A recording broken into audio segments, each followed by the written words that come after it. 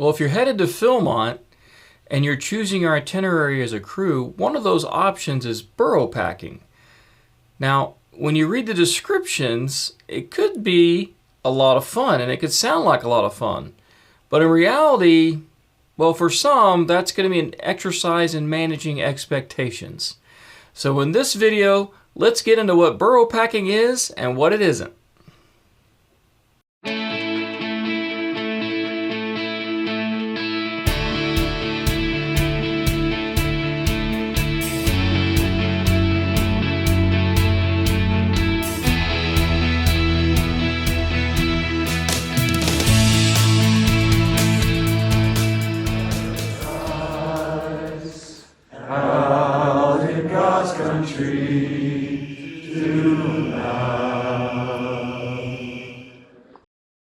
Hey, real quick, right before we jump into this video, if you'd do me a huge favor and hit that like button.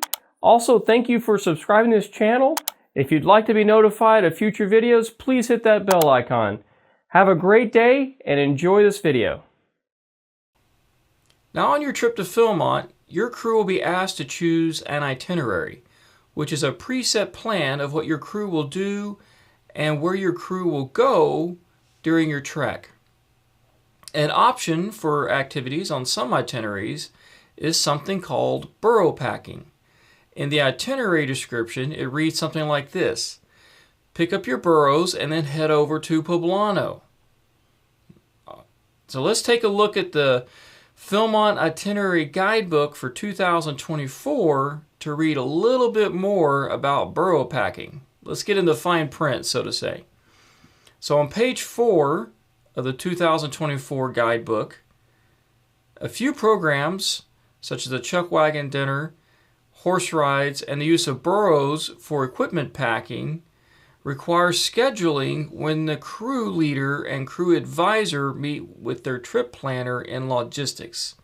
So what that means is that if you have chosen an itinerary with burro packing, when you meet with logistics, you're going to have to schedule your burro packing with logistics. And also, they're going to expect you to use your burros, okay, to transfer those burros from one camp to another. That's the activity. And so when you meet with logistics, you're going to finalize all those details because there's also a different route that you need to take when you're using the burros versus when you're just backpacking between the same camps. So that was on page 4. Also on page 4 is burro packing. So if your crew chooses an itinerary that includes burro packing and is assigned that itinerary, you must take the burro. Not only is burro packing a real part of Philmont's history and lore, but it is also a great way to lighten everyone's load. Sounds great, right? Each crew on a burro packing itinerary will be issued 1 or 2 burros and will be provided training on how to pack and care for the burros. Be sure to pick a name for your burro or burros and take many photographs with it with your crew. If your crew chooses a burro packing itinerary and 1 or more members of your crew have allergies that prevent them from being around burros, your crew will have to choose another itinerary. So there again, if you choose an itinerary with burro packing, you're going to do burro packing. The only exception to that would be if for some reason you have a crew member that cannot be around burros due to allergies, then your crew will have to choose a different itinerary while you're at Philmont in logistics. So let's move on to continue reading in the guidebook. Itinerary 12-5. This is just one of the itineraries that has burro packing. When it says under the description of itinerary 12-5, it says this is a burro packing itinerary. If your crew chooses it, they must take the burro. All right, so that's some of the information straight out of the guidebook. So now let's get into the discussion. So I want to say right off before we get into the discussion that burro packing is something that is likely very unique to you, and you may never have this opportunity again to do something like it. It's also part of the history of Philmont and yesteryear. Miners, prospectors, timber companies, lots of folks use burros and other types of pack animals in the backcountry all the time. Just like today, we use pickup trucks to carry supplies around. Back then, you had animals, and a lot of times burros did this job. So all this seems pretty straightforward, right? I'm going to pick up a burro. I'm going to be able to lighten my load for a couple of days and let the animal do the work for me. And after all, that's what the old timers did back in the day, right? The pack animals carried everything. Well, that sounds awesome. Sign me up. But let's take a look at what reality actually looks like. So first of all, the morning you pick up your animal, you're going to spend about 2 hours going through a process of selecting your animal, learning how to pack the animal, put the pack on it, what to do and what not to do with the animal, and a refresher on what path to take, that logistics explained to you. And let me tell you, you better pay real close attention to how they pack the animal, especially because there's going to be no one around at your layover camp. So in this case, the example we used was Poblano, and there's probably no one going to be at the destination camp where you're going to drop off the burro to help you out. So you have to pay attention, especially to how you pack the burro and take care of it. Now, number 2, you must take the burro on the four-wheel drive roads. At least that has been the tradition. You're not going to be taking the normal hiking trails. So what is a four-wheel drive road, you ask? Which means they're not graded very well. So this is a pretty significant up. I guess it's about 20 to 30% grade. Something like that. Pretty steep. Like, I feel like I'm holding the camera level. So yeah, stairway to heaven. Let's go straight up.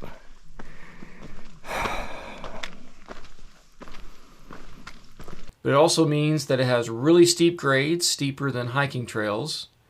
If it's been wet, there's typically a lot of mud.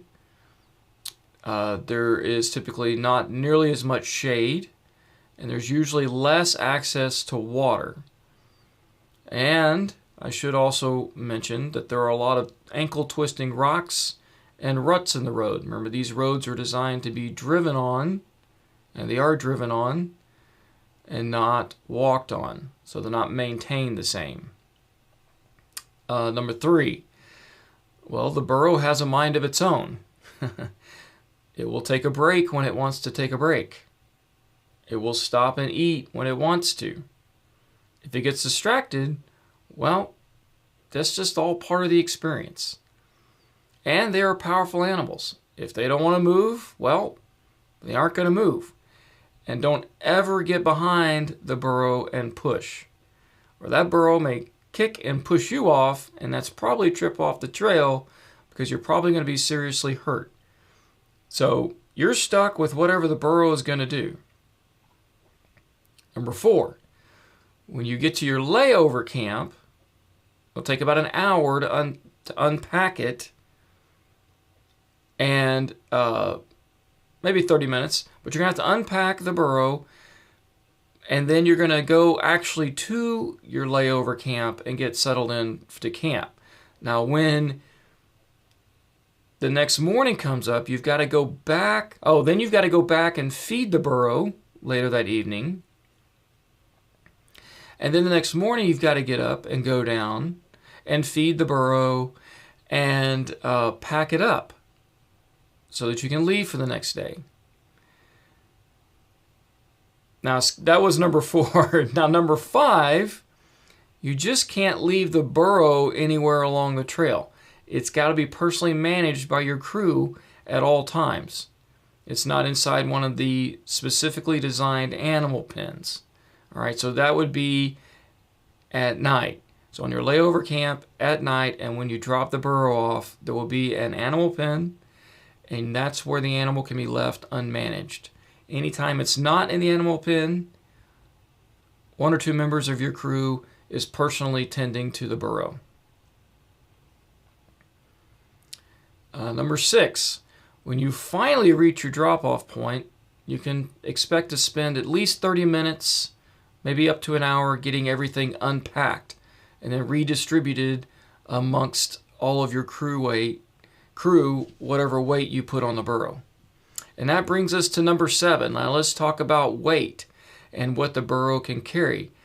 Because after all, to a lot of people, that seems to be the very attractive part of burro packing. Now, in reality, if memory serves, because this is not in the guidebook, if memory serves, in reality, the burro can carry about 50 pounds total. Wow, 50 pounds! Well, that's my whole pack, and that's great. That's maybe what you're thinking. But slow down. It's 50 pounds for the entire crew. So take 50 pounds and divide that by the number of people in your crew. So if you have a crew of 12, that's roughly 4 pounds per person. Well, 4 pounds is about the weight of a lunch and a water bottle or 2. That's it. So it's not really going to carry that much weight on the individual basis. So something else to remember is the saddle packs are not really truly waterproof per se. I wouldn't put anything in the saddle pack that you just absolutely couldn't get wet, and I would not put anything in there that you absolutely could not do without. You never know. Again, the burro has a mind of its own. I'm sure 9 times out of 10, everything will be just fine. But just remember, you have now assigned a wild animal, domesticated animal, something that you're going to carry, and hopefully, if something goes wrong, it's something you can live without. So in closing, let's wrap this up. So the burro can be a lot of fun, as long as your crew understands and manages your expectations. The burro can also be a complete time suck. Okay? The burro is the activity for those 2 days.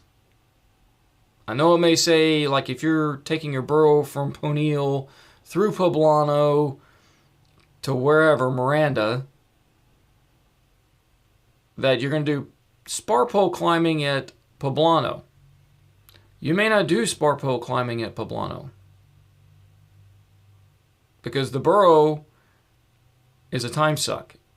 All right? So the burro is the activity. So you may show up really late to Poblano and not have time to do spar pole climbing because you got there when the weather turned south and now the activity's closed, or you just got there too late. All right? So any activity that's on your itinerary with the burro packing is going to come in second place. The burro takes first place. So that also means that on day 2 of your burro, if you're picking up at Poblano, for example, you are going to have to pick up the burro again, pack the burro up, and then head off to your drop-off point. The burro is going to take first place. All right, so anything else you could have done may or may not happen. All right, now as far as managing expectations, that's one of them. The burro takes first place. Everything else takes second place as far as activities go.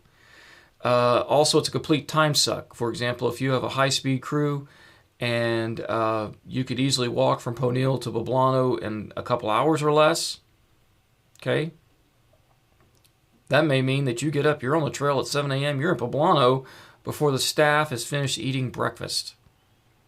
So then you have all day to do spar pole climbing. But if you're going to pick up the burro, you're not going to really be able to pick up that burro until 8 a.m. when you meet at Ponil to pick up the burro. And then you're not going to be able to leave to go to Poblano till closer to 10 a.m. because it takes about 2 hours to do all that, to pick it up, select it, pack it, learn how to pack it, actually pack it, and leave. It takes about 2 hours. So you're not going to leave closer till 10 a.m. Which means, and then it's a slow walk. So you're going to eat lunch on the trail. If you're used to being off the trail before it rains in the afternoon, you're probably going to be walking in the rain. Then you're going to manage the burro when you get there. Just understand all that. That's what it is. All right? So if you're a fast crew, just understand that the burro is the activity. It's not getting from A to B that day. It's hanging out with the burro. Okay? So just manage your expectations. Now, if you're going to do the burro packing, my suggestion is you just have fun with it. Okay? Understand that it's a part of the history of Philmont. It ties in really well with all the activities at Philmont, like at Poblano, it's spar pole climbing. You know, burros would have been used by the timber company. And so just really soak it in and have fun with it. Just be a part of it. Again, it's a unique experience. Also remember that the burro really, on the individual level, isn't going to carry that much weight. It's like 4 pounds to a person, which is not much. So make sure you understand that when you're having that discussion on what itinerary you want to select. It's not that much weight. So this video isn't intended to talk you out of doing the burro. It's just really meant to give you a realistic expectation, realistic idea of what to expect when you choose burro packing. So again, if you choose itinerary burro packing, you're going to do burro packing. You are not going to be able to give the burro that much weight on a personal level. The burro takes first place. That is your activity for 2 days in a row. If you get to do anything else, that's great, but don't count on it. So just understand what you're getting into when you do a burro packing and choose your itinerary accordingly. And with that, have a blessed day. Hey, I really hope you enjoyed watching this video. If you'd like to support this channel, remember, please subscribe to this channel. Tell your friends about it. Thanks for hitting that like button. Everything here is free. I want to give back to the community. I want to give to you everything here for free. I've been out in the outdoors for a long, long time, and it's great that I can be able to give all this information to you. That is what's most important to me.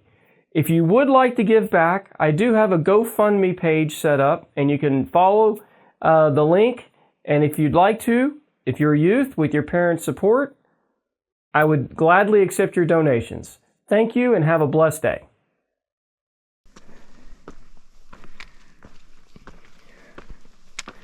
It's one of those things you got to manage with the burro. Burro kind of becomes your program. So burro has its own mind, has its own needs and wants.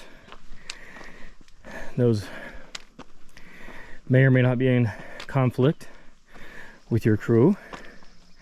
Your crew may want to walk, and the burro wants to stay, or the crew wants to stay and the burro wants to walk, or I'm hungry.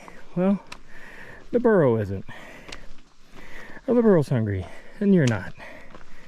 So it's just a mesh of two ideals. It is a unique experience, but if your crew isn't willing to hike in the rain in the afternoon on a steep, muddy four-wheel drive trail and miss all the scheduled programs at the camp because they've had to manage a burro all day and they've got to go feed it and things like that, you really shouldn't be doing a burro.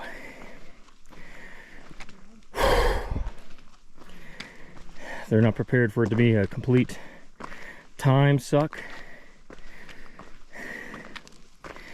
and they can't manage that emotionally or physically, then That's a problem. We have a pretty fast crew. We like to make miles, but also have a good time. We don't like to stop every 100 feet and eat grass. So the Burro is in conflict with what we'd like to do. And so having to manage that. We did fortunately finally get our Burro into camp yesterday afternoon and still had time to do our activities, so at least that happened. But some crews weren't so lucky. They rolled into camp too late and didn't have time to do program, and then they had to make the decision of whether they were going to do the program at that camp the next morning or get the Burro and get going and maybe make program at the next camp. So when you're sitting at home choosing your itinerary, I'm just gonna turn around. So when you're sitting at home choosing your itinerary, something you might want to consider. Oh, the Burro sounds like a lot of fun. Burro can be fun. Burro's cute. A lot of people, you know, I'd say they have a love-hate relationship with the Burro. It is another animal. It is like we were walking, now it's decided to stop again. So anyways, when you're sitting at home, it's easy to say, oh, Burro sounds like a lot of fun.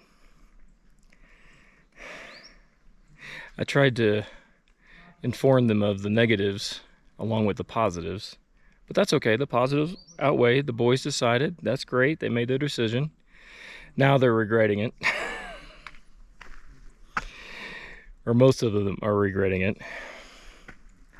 But we have the Burro now. Can't just like leave them. So